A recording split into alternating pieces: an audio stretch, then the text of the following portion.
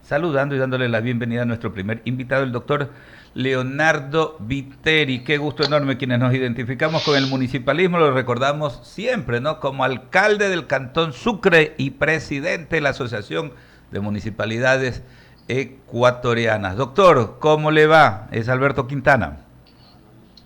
Buen día, un saludo cordial a usted, Alberto, a Verónica, que lo acompaña en el panel, y a quienes nos ven y nos escuchan en esta calurosa mañana, como usted bien la definió. Bastante Desde ayer está el calor. bastante calurosa y bastante movida. Permítame que Verónica Landete inicia pues este diálogo con nuestro invitado. Vero. Doctor, ayer se hicieron algunos cambios, dicen, se han introducido algunos cambios para, obviamente, pues mejorar el tema de la configuración del Consejo Directivo del Instituto Ecuatoriano de Seguridad Social. Aquí algo ya comentábamos con Alberto y usted también entendido en la materia. Definitivamente, ¿cree que estos cambios den esa ruta nueva que necesitaría el Instituto Ecuatoriano de Seguridad Social para poder mejorar el tema definitivamente de cómo manejar mejor sus recursos, cómo volverse una entidad óptima, eficiente y que definitivamente le dé una respuesta a sus afiliados, a quienes definitivamente llenan esa caja todos los días? Verónica, hay algo que es importante. Primero quiero que usted y los conciudadanos sepan que Leonardo Viteri, quienes habla, no forma parte del IES. Yo nunca asumí el cargo de director general de salud. Las razones no son el motivo de la conversación esta mañana, sin embargo siempre sigo de cerca lo que pasa en el país y sobre todo lo que pasa en temas de salud, porque IES es salud.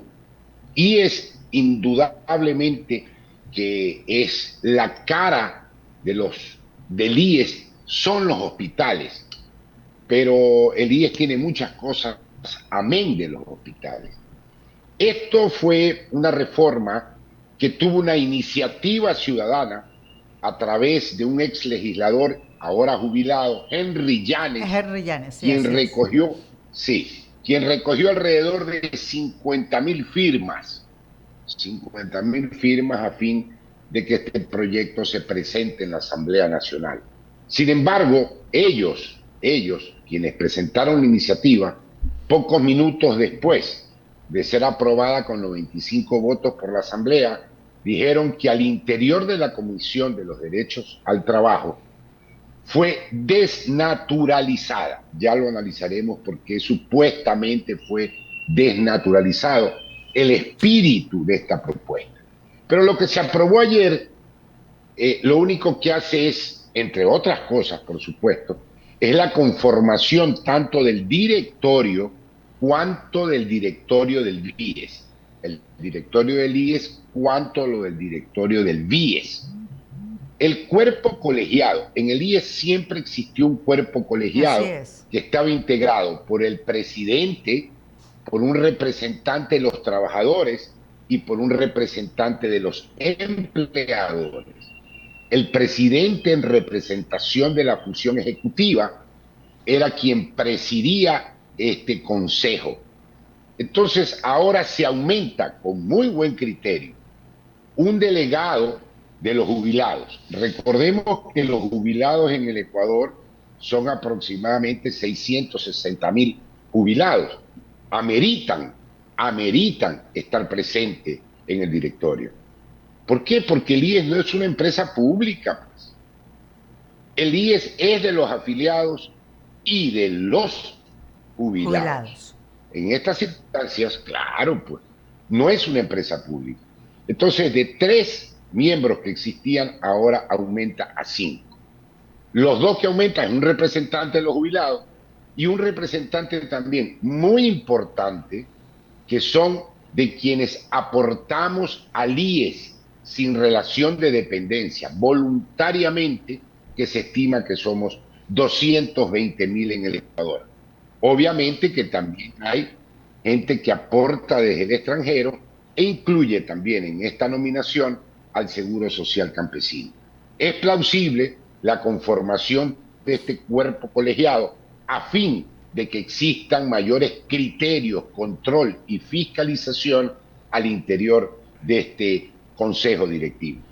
Ya, entonces, la conformación más o menos ha sido ampliada, porque como usted lo sabe, y yo también lo recuerdo, porque obviamente vengo haciendo periodismo desde los años 80, entonces definitivamente lo que se hace es ampliar un poco más. Pero recuerda que ahí también ahora hay representantes, ¿no? Que son parte de la directiva, del directorio. O sea, no es que ha estado definitivamente pues abandonado el tema de los representantes de los jubilados, de los afiliados. El tema ahí tiene que ver de fondo. Y obvio, Yanes ya hace la advertencia, que fue el que presentó la postura ciudadana, dice. Imagínense, una postura ciudadana que ni siquiera ha sido ni siquiera socializada ni difundida. Simplemente un grupo, un gremio va y presenta y obviamente pues en la asamblea dice el propio proponente de que se ha desvirtuado por completo, porque obviamente queda guindando el tema de el pago de la deuda que tiene el Estado con el IES. Ahora, esta conformación, ¿qué nos puede dar? Definitivamente, ¿qué de nuevo puede aportar cuando el tema del IES y del BIES, que es en un conjunto, a pesar de que obviamente cada uno opera de una forma totalmente diferente, ¿qué de nuevo nos puede aportar para los afiliados, para el mismo país? Hay algo importante en lo que se aprobó ayer. Primero fue la negativa, porque se votó por bloques y en el primer bloque con 95 votos se aprobó la reforma, pero en el segundo bloque, el de las transitorias, no tuvo el apoyo. No tuvo el apoyo. ¿Cuál era el espíritu en parte de las transitorias? Es de que el Estado le pague con bienes del Estado, con acciones del Estado, la deuda que tiene con el IES. Entonces, ahí lo que se intentaba era que el Banco del Pacífico con sus acciones y su capital pasen a formar parte del IES-BIES como tal.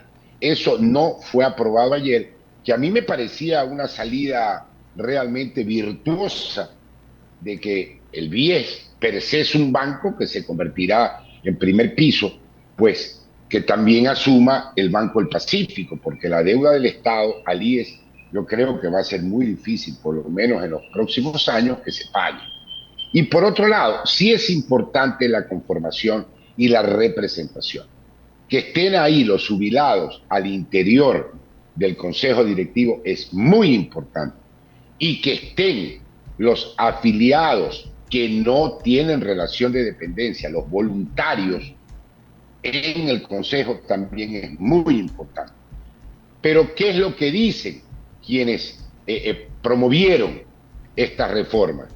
Que se desnaturalizó porque quien sigue presidiendo el Consejo es el representante del Ejecutivo. Entonces, el espíritu que tenía la iniciativa era de alejar al Ejecutivo del Consejo. No alejarlo, pero obviamente no lo puede usted alejar. Exactamente, usted no lo puede alejar porque el mayor contribuyente, claro, es el Estado. Es el Estado, pues. Así es. La mayor cantidad de tarjetavientes, por así decirlo, la tiene el Estado y tiene que tener su representación. El espíritu era que no presida y no tenga el control total. Ya, ahí está ese consejo, vamos a ver qué hace, ¿no? Porque el tema del IES es un tema bastante agudo, por no decir peliagudo, porque ahí el tema es que sigue faltando recursos, el tema es que se arrastra deudas con prestadores externos, con un sinnúmero de actores que son parte de, obviamente, de estos servicios, de estas prestaciones, de todo lo que le llega al jubilado y de todo lo que le llega, obviamente, pues al afiliado que está totalmente activo. Eso de ahí, vuelvo y repito, le vuelvo a plantear la pregunta, ¿será definitivamente una pieza fundamental para que se consolide el tema de la seguridad social y obviamente pues no estemos viendo el tambaleo que siempre se dice cada año de que no habría recursos para jubilar y menos para poder responder al resto de afiliados?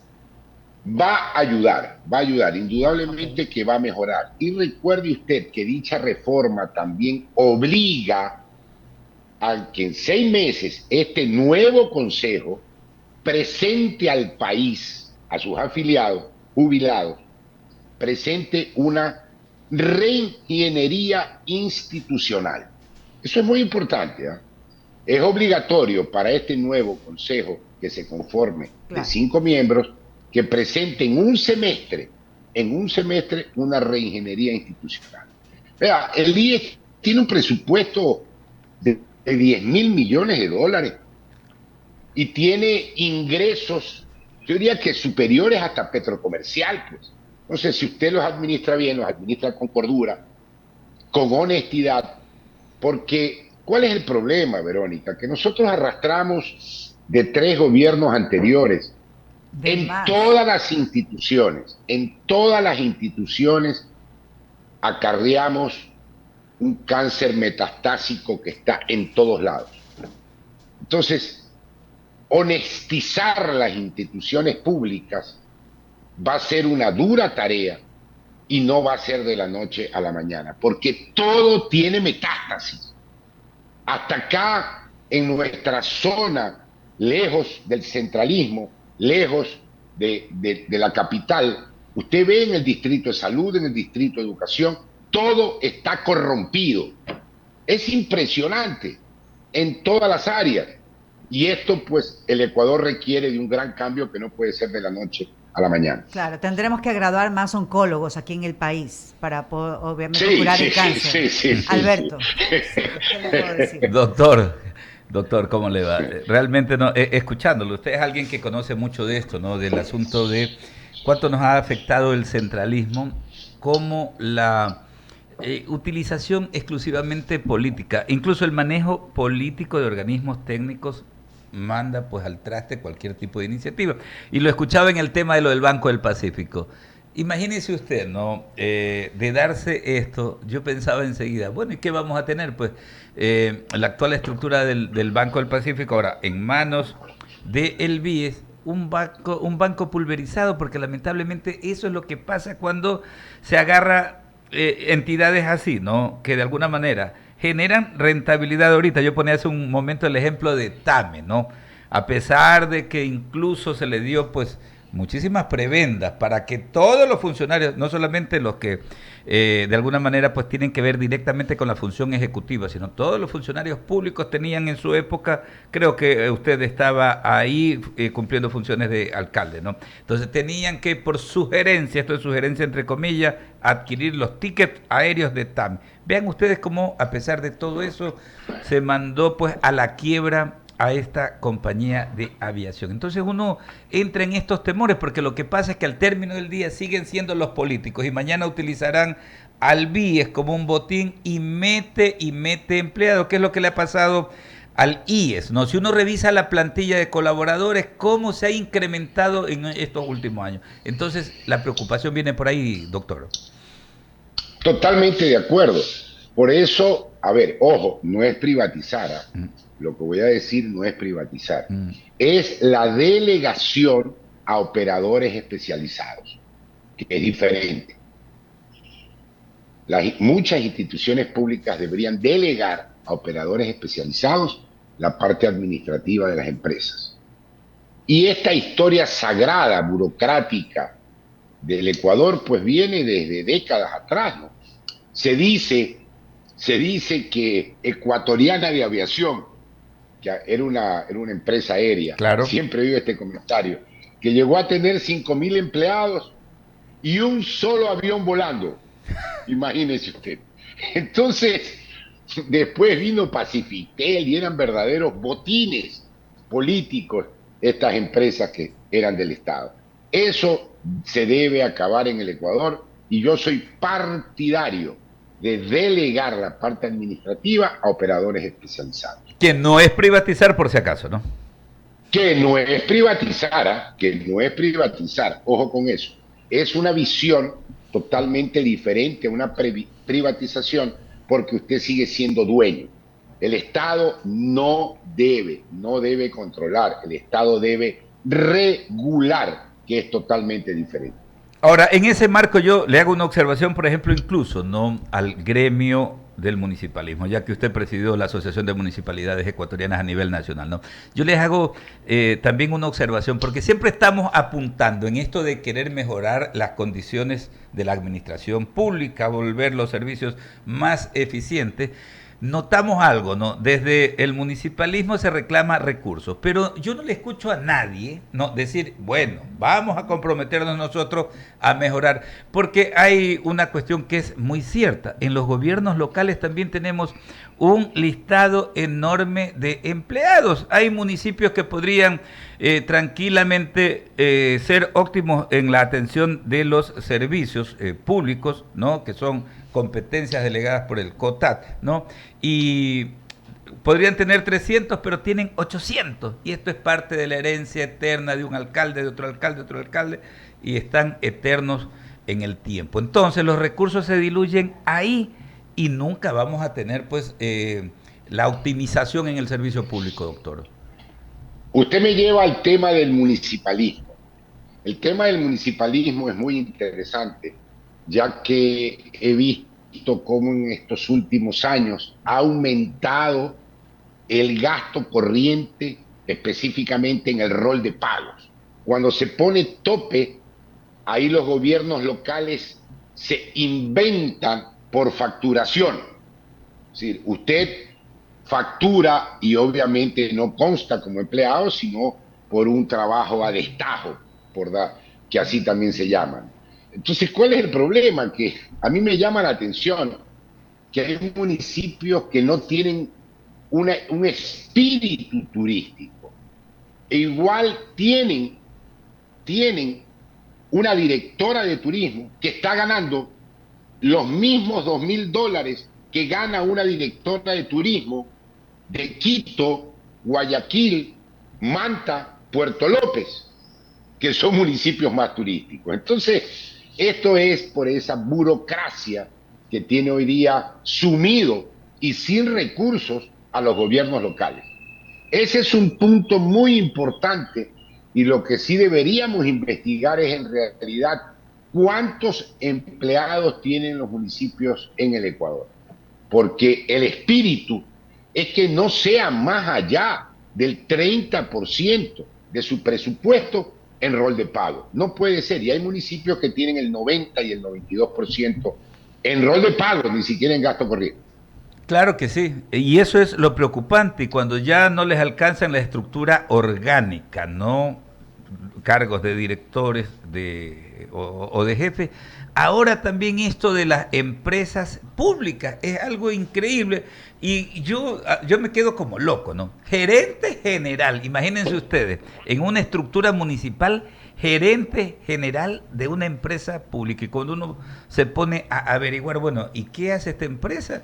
Como usted dice, doctor, en algunos lugares pues ni siquiera hay pues atractivos turísticos, ¿no? Usted ha citado un ejemplo bastante claro, pero en todo caso, pues esta es parte de la reformulación que debe haber en el Estado, ¿no? Cuando hablamos del Estado de manera general, a veces aquí hay el concepto equivocado de que el Estado es el gobierno central y nos olvidamos que los tres niveles de gobierno, de gobiernos GAC son parte de la estructura estatal. Sí. Totalmente de acuerdo, Alberto. Y sobre todo que los gobiernos locales tienen que determinar el espíritu de desarrollo de su localidad. Si no es turismo, es agroindustria, es agricultura. Usted no va a comparar el espíritu del desarrollo turístico. A ver, ahí en Guayaquil, entre Guayaquil y Durán. Durán tiene un espíritu de desarrollo agroindustrial, industrial. Entonces, por ahí es que se debe empezar, por determinar qué es lo que queremos como cantón o como junta parroquial. Definitivamente por ahí. Solamente para cerrar, doctor, y retomando el eje central de la entrevista, del trabajo que hizo esta comisión, ¿no? Y que entregó pues el año pasado. Me refiero a la comisión que coordinaba pues el señor de la Torre, Augusto de la Torre, ¿no? Esto en lo que tiene que ver con el asunto de la seguridad social, ahí se hicieron varios planteamientos, varias propuestas para reformar el sistema de pensiones del IES. Por ejemplo, ahí se hablaba, ¿no?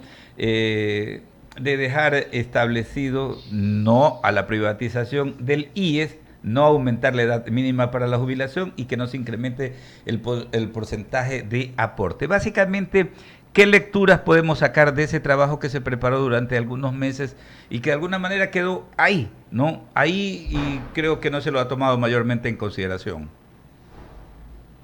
Debe haber un equilibrio. Aproximadamente 50.000 ecuatorianos todos los años pasan a ser jubilados. Y tenemos 40.000, 43.000 exactamente, aproximadamente, que ingresan todos los años al IES. Entonces, no es una cifra pequeña, pero existe un desequilibrio. Es por esto que la ley que fue aprobada, las reformas a la ley que fueron aprobadas ayer, exige que en 6 meses deben presentarse, primero en 4 meses, conciliar la deuda del Estado con el IES-BIES. Y segundo, en 6 meses, la reingeniería institucional del IES. Claro, claro, y esos son temas que hay que tener bastante en consideración. Doctor, agradecerle mucho, ¿no? Gracias. Qué gustazo enorme verlo siempre. A ustedes, Verónica y Alberto, un gusto Gracias, de Leonardo, saludarlos muy amable. y desearles a ustedes y a todos quienes nos ven salud, que es lo principal en la vida. Eso es lo principal, y a través suyo también un abrazo inmenso a toda la colectividad manabita, no solamente a quienes están allá en Manaví. Ayer hablábamos con Verónica de esto, más de 500.000 manavitas no viven en otras localidades. Es una migración interna bastante interesante que hay. Alberto, más. Más. Si usted revisa Nueva York, Charlotte, Madrid, Murcia, es increíble, Miami. Por eso hablaba solamente de la migración interna, acá en Ecuador. Acá en Ecuador. Sí, solo interno. Solo sí. interno, Sí, más de 500.000. Yo siempre he estimado que en Guayaquil hay 300.000 manavitas de primera y o segunda generación.